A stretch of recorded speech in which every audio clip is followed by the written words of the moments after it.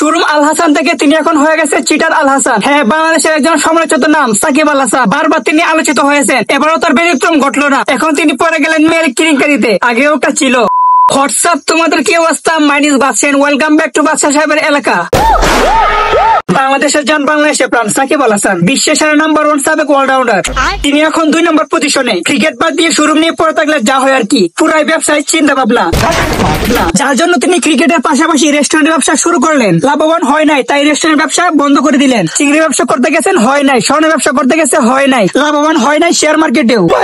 আর cricket নিয়ে দেশের জন্য কোনো ট্রফি আনতে পারেনি। যে কয়টি ফাইনাল খেলছে সব কয়টি হারছে। ট্রফি বলতে বাংলাদেশ ক্রিকেট টিম শুধুমাত্র একটা ট্রাইমিশন কাপ জিতছে, কিন্তু মজার বিষয় হচ্ছে সেই ফাইনাল সাকিব খেলেনি। এটা কি কোনো কথা? সব বাদ দিয়ে যোগ দিল আওয়ামী লীগে, আর সেখানে শত কোটি টাকা খরচ করে 1000 কোটি টাকা কামানোর ধান্দা। কিন্তু এমপি হতে না হতে আওয়ামী লীগের পতন হলো। সংসদ মামলার সাকিব তার পথ হারালো। মানে বাজান, একটা মানুষ কতটা কুফাচোদা। এতদিন তিনি নানান ভাবে সবকিছু নিয়ে সমালোচিত হয়েছে, কিন্তু এখন তিনি পরকে নিয়ে খট খেলেন।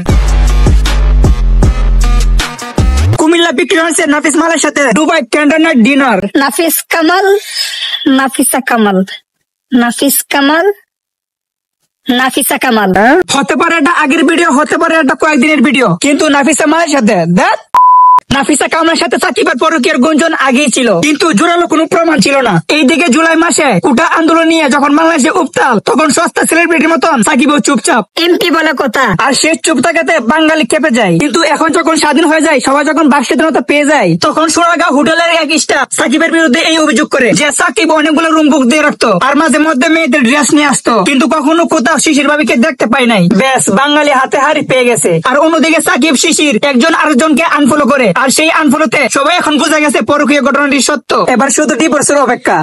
তুমি ঠিক, কিন্তু না, পরের দিন শিশির ভাবি ফেসবুকে বড় একটা পোস্ট করে, আর বোকা বাঙালি বাঙ্গাহারিকে নিয়ে পড়ছে বিপদে। আসলে সত্যি কথা বলতে গত কয়েকদিন ধরে ফেসবুকে এমন ভাবে গুজব ছড়াচ্ছে যে কোনটা আসল, কোনটা সত্য, কোনটা মিথ্যা বোঝা বড় মুশকিল। আর সেই সুযোগে ফেসবুকে যে যেভাবে পারছে সেইভাবে মজা নিচ্ছে। আর যে মেয়েটি সাকিবের বিরুদ্ধে এই অভিযোগটি আনে, তাকে আমার মা গীতের মতো লাগে। ফিল্ম পাওয়ার জন্য খালি মাঠে নাটক করতেছে। ওকে ফাইন, হতে পারে এই মিথ্যা ঘটনাটি তামিম একবার করিয়াছে। কয়েক মাস আগে চরম অপমান করে সাকিব তো তামিমকে দল থেকে সরিয়েছে। আর তাছাড়া সাকিব করে আওয়ামী লীগ, আর তামিম করে বিএনপি। লাইট অফ করছে কে রে?